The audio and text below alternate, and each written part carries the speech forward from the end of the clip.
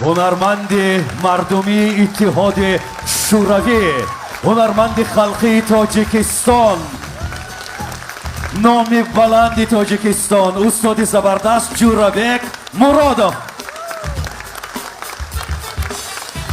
السلام علیکم. سپاس و سرود و درود و نوا به همه شما. برادران، خواهران، فرزندان، نبیرگان، گپ زیاد نمی کنم. خدا خواهد ملت زور میشد، چون جوانک ها،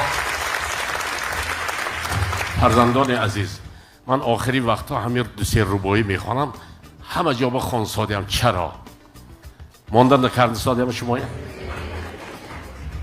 من ازبکستان میرم، قرقیزستان میرم، تمام جا همین برادرای ازبکی گوید که تو ملتت کی؟ من هم تو بگرد. من ازبک بگود، نزدیکی ترکیه بدم. ترک پرسیدم که شما ترک می؟ بابام ترک، بابام ترک، بابام ترک. من هم تو بگرد. همین تاجیک های ما بیچاره همین 1000 سال کشتیان که کشتنده تاجیک ما، ملتی ما، شهرهای گرفتن، همه جای گرفتن، یا کوهستان ما جا کردن. بیچاره ها پرسید که تو کی؟ ما غرب، ما کولا، ما خوجان، ما زرافشان. بیچاره ها بگو چی میخوام این گپ وقتی نترسیده من تاجیک گویدم. واو، من خرسند شدم از شما ها، همین جوانک های دستگیری میکنتان، دستگیری کنیتان. ملت ما بزرگ ملت است. همه ملت دوست میدارم، من همه ملت دوست میدارم، همه برادر، همه خواهر. لیکن ملت خودتان دوست دارید، دیگه ملت هم دوست داشته میتونید.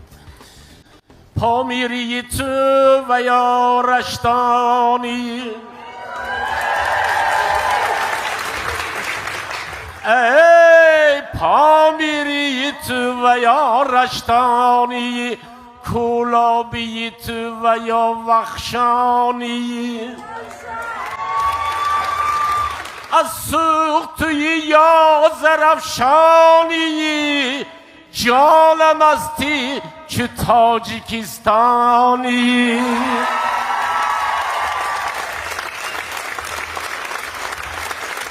ای حلقه پیوندی زمان ها تاجیک، ای شهروری همه جهان ها تاجیک، با دینی خدا شناسیت خود بشناس، ای زنده شده از این کشته جان ها تاجیک. توی بود و نبودم ملتی من، توی سمت سجودم ملتی من، سرودی عمری من پایان پذیرد.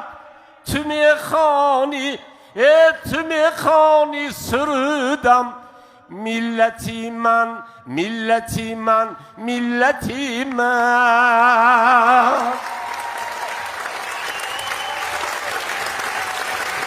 براво! رحمت زنده باشید. دستاورد ملت تاجیک استاد جورابک مرادov. رحمت